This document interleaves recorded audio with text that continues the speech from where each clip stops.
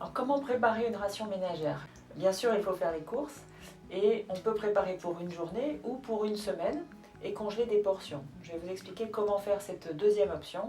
Donc d'abord, préparer les ingrédients en les pesant, cuire la viande dans un petit bouillon, on met de l'eau à frémir et on va mettre la viande à cuire coupée en petits morceaux 5 minutes. Ça suffit tout à fait dans de l'eau, éventuellement dans de l'eau un peu salée.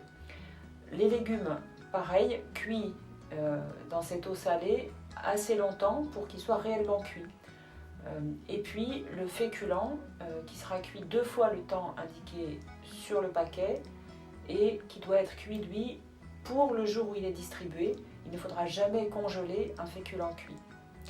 Ces éléments étant prêts, on va mélanger d'abord Viti5 et huile de colza. L'huile de colza, elle, est conservée au réfrigérateur et elle est toujours ajoutée crue. Ne jamais l'utiliser pour cuire et ne jamais la chauffer. Cela dégrade les acides gras essentiels qui sont dedans.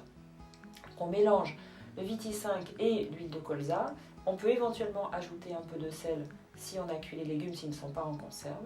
Et à ce petit mélange, on va ajouter les légumes coupés en petits morceaux, la viande coupée en petits morceaux. S'agissant d'un chat, on coupera en morceaux de 5 mm, la taille à peu près d'une croquette.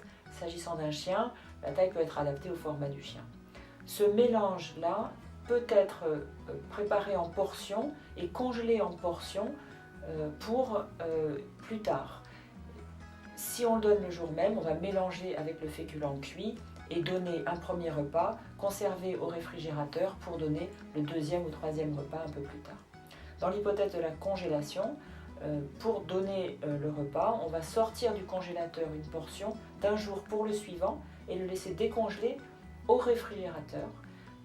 Le jour suivant, il sera décongelé. On pourra ajouter le féculent cuit ce jour-là s'il y en a dans la ration et distribuer cette préparation en 1, 2, 3 ou 4 repas. Le reste est toujours gardé au frigo.